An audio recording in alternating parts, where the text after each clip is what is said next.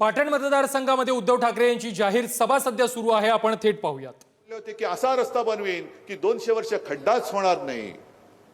मला तर असं वाटते की पहिलं 200 वर्षामध्ये रस्ताच होणार नाही आणि मग 200 वर्षानंतर खड्डा पडलाय की नाही पडलाय हे बघायला ना गडकरी असणार ना आपण असणार.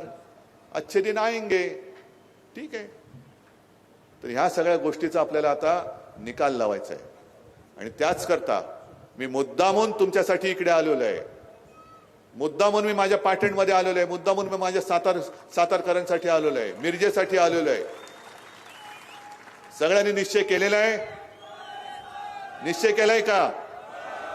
मग तुम्हाला ही 2 मस्तवाल घराणीशाही पाहिजे का साध्या घरातला तुमच्यातला तुमच्यासाठी कधीही हाकेला ओ देणारा हर्षद आणि अमित पाहिजे हे तुम्ही सांगायचंय. कोण पाहिजे?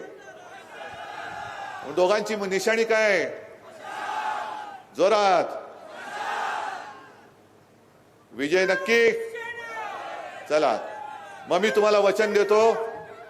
जी वचनं मी तुम्हाला आता दिलेत आणि हर्षद अमितजी जी वचनं तुम्ही आपल्या माध्यमातून जनतेला दिलेत ती पूर्ण करण्याची जबाबदारी मी घेतली. मी घेतो ही जबाबदारी. कुटुंब प्रमुख म्हणून घेतो.